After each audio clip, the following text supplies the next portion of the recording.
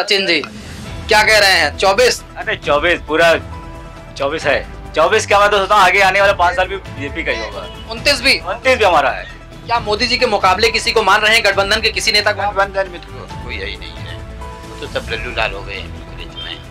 कहते हैं कि समाजवादी पार्टी की जब सरकार रही तो अखिलेश यादव चीफ मिनिस्टर थे तो बड़ा काम किया उन्होंने, डायल 100 दिया, एक्सप्रेसवे दिया, ये दिया, वो दिया, वो गिनाते हैं। उनको क्यों नहीं? भाजपा जैसी कोई पार्टी नहीं है, ये सब ऐसे काट के उल्लू हैं, आएंगे जाएंगे, ये नहीं बन पाएंगे। सरकार अब बीजेपी की चलेगी लंबे समय तक।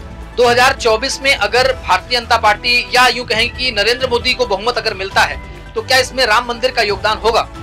बिल्कुल, बहुत बड़ा योगदान होगा, बहुत बड़ा योगदान होगा। मोदी जी को जो श्रेय मिलेगा श्री राम मंदिर का बहुत ज्यादा योगदान है। हमेशा से बीजेपी वोटर हैं या अभी हुए हैं? बिल्कुल हमेशा से? हमेशा से तो नहीं है, लेकिन मोदी का मुख देखा है, हम कांग्रेस से थे। आप कांग्रेसी थे पहले? तो अभी जब वहां से भारत जोड़ो न्याय यात्रा निकाला उन्होंने तो उसमें बस में पीछे लिखा मोहब्बत की दुकान, तो आप लोग मोहब्बत की दुकान से वही नहीं है, पसंद नहीं आपको? नहीं, जब जनता मोहब्बत नहीं कर रही तो मोहब्बत की दुकान खोलने चाहे पान खोलने कुछ कोई फर्क नहीं पड़ता। नमस्कार, मैं हूं अंशुमान मिश्रा और आप देख रहे हैं दलीली न्यूज। इस वक्त हम मौजूद हैं लखनऊ के आशियाना चौराहे पर। ये वही लखनऊ है जहां पर जिसका नाम जो है वो लक्ष्मणपुरी करने की योजना उत्तर प्रदेश सरकार बना रही है। कई बार र्यूमर भी चला कि नाम बदल जाएगा 1-2 दिन में, फिर ये हुआ कि थोड़े दिन बाद बदलेगा। खैर, इन सब से दूर इस समय राम मंदिर की बयार पूरे देश में है। कुछ लोग अयोध्या पहुंच गए हैं, कुछ पहुंचने की ललक में हैं और कुछ लोगों को ये आशा है कि वो देर सवेर पहुंच ही जाएंगे। खैर, इन सब के बीच 4 शंकराचार्यों ने अयोध्या पहुंचने से मना कर दिया है। उन्होंने कहा है कि हम अयोध्या जाएंगे भी तो मंदिर नहीं जाएंगे, या जाएंगे भी मंदिर तो बाद में जाएंगे।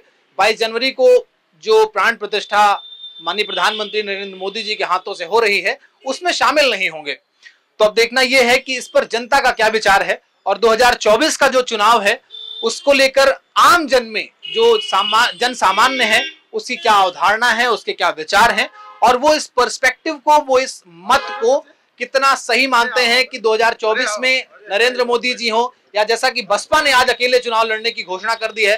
उन्होंने कहा है कि किसी से गठबंधन नहीं करेंगे, एनडीए गठबंधन में भी शामिल नहीं होगी वो। तो यहाँ लोगों का हम विचार जानेंगे। सर, आपका क्या नाम होगा? अखिलेश दीक्षित। अखिलेश दीक्षित जी, सर आपका क्या मत है कि 2024 किसका होगा? 2024 तो ये साल जो है एक 600 साल में पहला एक ऐसा साल होगा जो कितने सालों तक याद किया जाएगा और मोदी जी के नाम, भगवान जय श्री राम के नाम पे ही समर्पित है सब। मोदी जी का हो रही 2024 में अगर भारतीय जनता पार्टी या यूं कहें कि नरेंद्र मोदी को बहुमत अगर मिलता है तो क्या इसमें राम मंदिर का योगदान होगा? बिल्कुल, बहुत बड़ा योगदान होगा, बहुत बड़ा योगदान होगा। मोदी जी को जो श्रेय मिलेगा श्री राम मंदिर का बहुत ज्यादा योगदान है। इससे पहले भी आप भाजपा को वोट देते आए हैं या केवल कैमरे पे बता रहे हैं?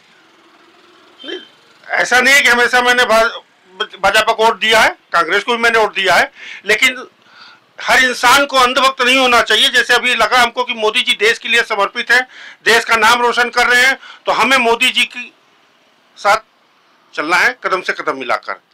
बहुत अच्छी बात है, आप जो भी कहे, आपके विचार बढ़िया हैं या खराब हैं अब ये तो आप ही बताएंगे कि कैसे विचार हैं। लेकिन एक और सज्जन है हमारे साथ, हम उनका नाम जानेंगे, उनसे जानेंगे कि क्या कहना है उनका। आरके सिंह। आरके सिंह जी, क्या कहते हैं 2024? 100% मोदी योगी। 100% मोदी योगी, मतलब संशय ही नहीं है, कहीं से कोई संदेह ही नहीं पाल रहे हैं आप? कोई नहीं रोक पाएगा। कारण आप देख रहे हो हर तरफ विकास, मंदिर, सारा जो है इसमें तो सब कारण दिख रहा है। मंदिर फ्रंट पे है या विकास फ्रंट पे? नहीं, विकास और मंदिर दोनों फ्रंट पे है। दोनों 500 साल बाद जो है इतनी बड़ी कामयाबी मिली है और इतना भव्य मंदिर बन रहा है, नो डाउट जो है। तो क्या माना जाए कि मोदी जी, बीजेपी या मोदी जी के टक्कर में कोई और? नहीं, मोदी जी, योगी जी, ये तो दोनों है ही हैं साथ में। क्या मोदी जी के मुकाबले किसी को मान रहे हैं गठबंधन के किसी नेता को? गठबंधन में तो कोई है ही नहीं है, वो तो सब लल्लू लाल हो गए हैं बिल्कुल इसमें। तो क्या इतने बड़े गठबंधन को आप पूरी तरह से नकार देंगे? बिल्कुल नकार देंगे। अब सब पप्पुओं का जो गठजोड़ है हमें लगता है तो। चलिए, अच्छी बात है। क्या कहते हैं 24 में अगर बीजेपी को वोट देंगे तो क्यों देंगे? 2024 में मोदी का विकास और मुख्यमंत्री का विकास को देखते हुए, मंदिर का देखते हुए हम भाजपा के पक्ष में हैं और शुरू से हमारा वोट बीजेपी को ही गया है। आप अगर भाजपा को वोट देते हैं तो अब भाजपा के अलावा भी तो बहुत लोग हैं, जैसे कि कहते हैं कि समाजवादी पार्टी की जब सरकार रही तो अखिलेश यादव चीफ मिनिस्टर थे तो बड़ा काम किया उन्होंने, डायल 100 दिया, एक्सप्रेसवे दिया, ये दिया, वो गिनाते हैं, उनको क्यों नहीं? भाजपा जैसी कोई पार्टी नहीं है, ये सब ऐसे काट के उल्लू हैं, आएंगे जाएंगे, ये नहीं बन पाएंगे। सरकार अब बीजेपी की चलेगी लंबे समय तक। एपी सिंह जी, आप चूंकि हम लोग तो सार्वजनिक सभा में ही बैठे हुए हैं, इनसे कुछ इतर है विचार या इन्हीं की तरह? विचार कभी किसी के इतर और एक दूसरे में सम्मिलित होने का सवाल ही नहीं है। नहीं, लोकतांत्रिक विचार की बात करें, व्यक्तिगत नहीं। लोकतांत्रिक विचार तो हमेशा जो है आदमी के अपने व्यक्तिगत होते हैं। अब उनके विचार उनके हैं, हमारे अपने हैं। तो वही मैंने कहा कि क्या बीजेपी ही, किस विषय में क्या 2024 में बीजेपी ही या कोई और? 2024 में जब चुनाव का समय आएगा तो उसके पहले से रणनीतियां बनेंगे, उसके पहले से लोग विचार बनाएंगे। अब विचार हमारे हिसाब से अगर देखा जाए तो इस वक्त किसी का सामने है ही नहीं है, एक इकलौता विचार है। धार्मिक आध्यात्मिक विचार से अगर पूछा जाए तो वही है जो आजमा है। अगर विकास के नाम से देखा जाए तो कितने समय में क्या विकास हो, विकास किसको कहते हैं? पहले तो कुछ लोग जो विकास का ढिंढोरा पीटते हैं उस विकास को समझना भी तो चाहिए। क्या विकास चाहते हैं? विकास तो चाहता है रोजगार, युवा चाहता है रोजगार। रोजगार कहीं भी लगातार सरकारी रोजगार मिले, यह रोजगार कहा जाता है, यह उनका मापदंड है। मेरा मापदंड है कि रोजगार होना चाहिए चाहे जैसा हो, चाहे जैसा हो। तो इस हिसाब से तो कोई छोटा बड़ा होता है नहीं, काम कोई छोटा बड़ा नहीं होता, ये तो आपसे सहमत है? यहाँ पर खड़े हैं, यहाँ पर बात कर रहे हैं, आप जर्नलिस्ट हैं, जितने जर्नलिस्ट सब गलियों में टहल रहे हैं।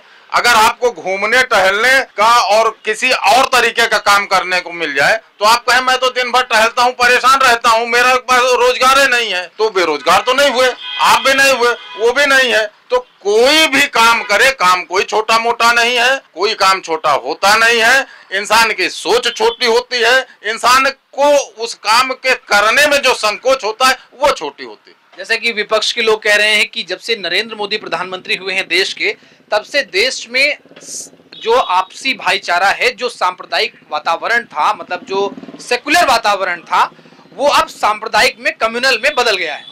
कितना सच है? सेकुलर और कम्युनल पहले तो समझना होगा, है ना? तो सेकुलर कहते किसको है, मैं तो यही नहीं समझ पाया।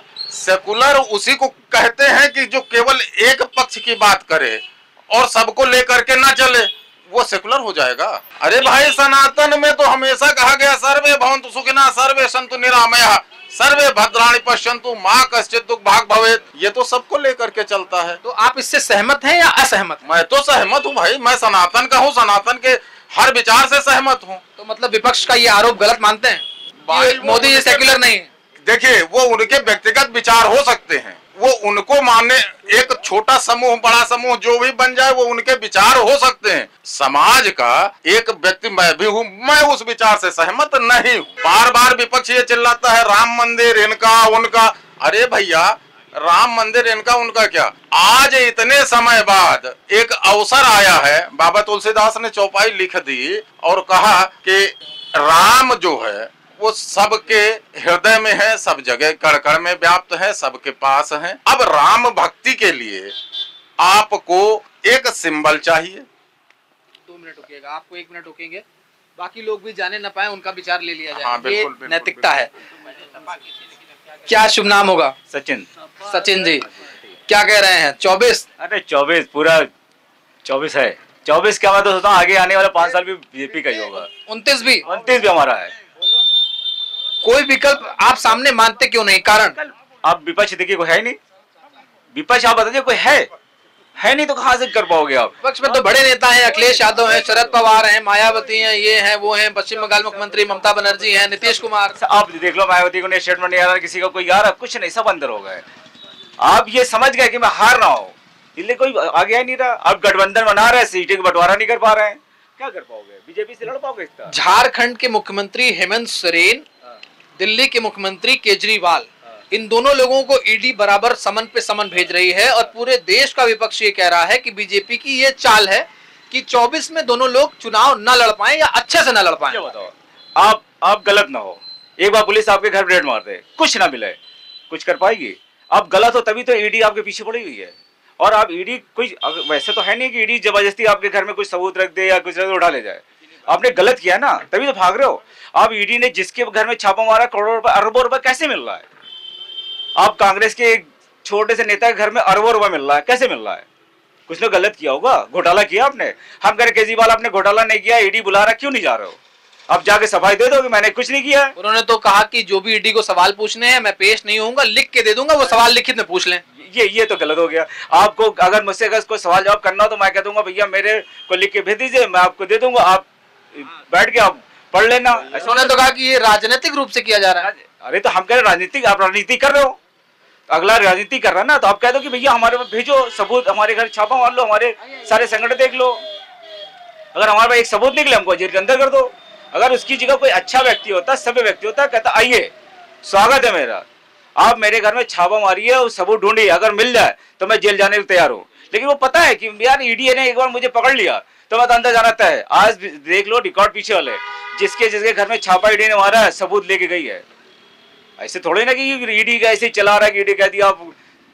चलिए बहुत बहुत धन्यवाद। आपका शुभ नाम क्या है अंकल? धर्मेंद्र सिंह। धर्मेंद्र सिंह जी, बताइए क्या कहना है? हमें क्या कहना है, मोदी फिर आएंगे ही कहना है। निश्चित, एकदम निश्चित रूप से, और कोई सामने नहीं है। मूल कारण विकास है, मंदिर बनवाए। विकास एक मुद्दा है या मंदिर मूल मुद्दा है? नहीं, विकास और मंदिर दोनों है, मतलब दोनों को समांतर मान रहे हैं। हाँ। ऐसा क्यों? ऐसा इसलिए कि हम सनातन धर्म के हम लोग ने तो हमारे हमनों के भी के लिए किया और देश के लिए भी किया। विदेशी नीति अच्छी है, आज पूरे विश्व में छाए हुए हैं अपने कामों से। एक आरोप है प्रधानमंत्री जी पर कि वो कम्युनल हैं, सर्वधर्म संभाव नहीं है उनमें, क्या कहेंगे? ऐसा कुछ नहीं है, सर्वधर्म संभाव, सबका साथ सबका विकास, सबका देख रहे हैं। अभी का क्या कमी है? सबके लिए जो योजनाएं आ रही हैं, राशन मिल रहा है, वो हर धर्म को मिल रहा है, एक धर्म को देख के नहीं मिल रहा है। हमेशा से बीजेपी वोटर हैं या अभी हुए हैं? बिल्कुल हमेशा से। हमेशा से तो नहीं है, लेकिन मोदी कामों को देख आए, हम कांग्रेसी थे। आप कांग्रेसी थे पहले? तो ऐसा क्या मतलब कांग्रेस जो यूपीए 1 2004 से 9 चली, फिर 9 से 14 चली, उसमें क्या कमी देखते हैं? कमी बहुत थी उसमें। एक तो देश का विभाजन कर दिया उन्होंने, दूसरी बात यह है कि एक धर्म को लेकर चलते हैं, सर्वधर्म संपन्न नहीं है। सनातन सबको लेकर चलता है। वो तो कहते हैं वो सेकुलर है, राहुल गांधी कहते हैं कि जो है नफरत के बाजार में मोहब्बत की दुकान खोले हैं। विपक्ष के पास कोई काम नहीं रहेगा ना, तो कुछ ना कुछ तो कहेंगे। तो अभी जब वहां से भारत जोड़ो न्याय यात्रा निकाला उन्होंने, तो उसमें बस में पीछे लिखा मोहब्बत की दुकान, तो आप लोग मोहब्बत की दुकान से वही नहीं है, पसंद नहीं? नहीं, जब जनता मोहब्बत नहीं कर रही तो मोहब्बत की दुकान खोल लें, चाहे पान खोल लें, कुछ कोई फर्क नहीं पड़ता है। तो मतलब कांग्रेस को आप मतदाता होने के बाद छोड़ कर आ गए? बिल्कुल। थोड़ा सा प्लीज मैं कैमरामैन साहब से कहूंगा थोड़ा पीछे चलें। हाँ जी बताइए। आपने कहा जनता की राय, देखिए जनता की राय सीधी सीधी सी है, बार बार कहीं नारा और उसमें नहीं। जाकर नाम सुनत शुभ होई, मोरे गृह आवा प्रभु सोई। अब मेरे घर वो प्रभु के रूप में आ गया, जिसकी कई 100 साल पहले से कल्पना की जा रही थी, जिसको सोचा जा रहा था। कुछ काम ऐसे हैं जिनको मात्र उम्मीद लिए पीढ़ियां बीत गईं। और राम मंदिर की बात करेंगे आप? मैं राम मंदिर की तो बात करूंगा ही, उसके साथ में और भी कई चीजें जोड़ रहा हूं। कभी भी समानता की बात अगर की जाए, राम मंदिर की बात की जाए, समता और सुचिता की बात की जाए, तो यह सारी चीजें यहाँ से मौजूद हुई हैं। बाबा तुलसी ने लिखा था, जो राजा प्रिय प्रजा दुखारी, सो नृप अवर अवस नरक अधिकारी, ऐसा क्या करके एक वो है। तो विपक्ष कह रहा है कि मोदी जी के साथ जनता जो है उतनी खुश नहीं है। आप तो पूरी चौपाई पे सुना दिया आपने। क्या बात कहा, जनता सुखी नहीं है, जनता को रोष है। लगातार 2 बार रोष हो गया, एक बार होता तो समझ में आता, 2 बार वो रोष आपके सामने। देखिए परिलक्षित, मतलब विपक्ष मुगालते में है, ये कहना चाहते? नहीं, ये कहा विपक्ष मुगालते में है। वो उनके अपने विचार हो सकते हैं। देखिए कभी कभी आत्ममंथन भी करना होता है, आत्मचिंतन भी करना होता है। जरूरी नहीं कि समान कर्म पर समान फल मिले, यह अनिवार्य नहीं है।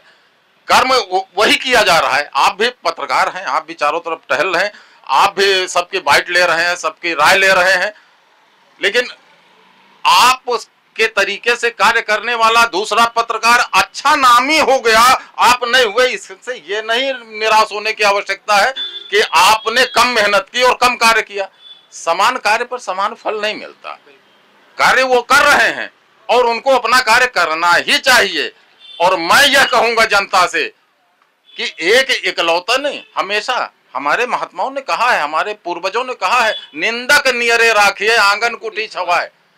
ऐसे लोगों का रहना जरूरी है, वो सचेतक का कार्य करते हैं। बिल्कुल बिल्कुल, बहुत बहुत धन्यवाद हमारे साथ जुड़ने के लिए। सर आप कुछ कहना चाहते हैं, प्लीज बोलिए। मैं विपक्ष के लिए केवल इतना ही कहना चाहता हूँ, जिसे गीता में लिखा हुआ है, कर्म करिए आप, फल की चिंता कर्मण्येवाधिकारस्ते मा फलेषु कदाचन। बस बस बस, अब इनको यही करना है। कर्म करें, विपक्ष में है तो चुनाव लड़े, प्रचार करें, और फल तो हम लोगों को मालूम है क्या मिलना है, फल तो मिलना है। जय श्री राम। चलिए, बहुत बहुत धन्यवाद सभी का हमारे साथ जुड़ने के लिए। जन की राय, मन की राय आपके सामने है। कैमरामैन साहिल के साथ अंशुमान, लिली न्यूज़, लखनऊ, आशियाना।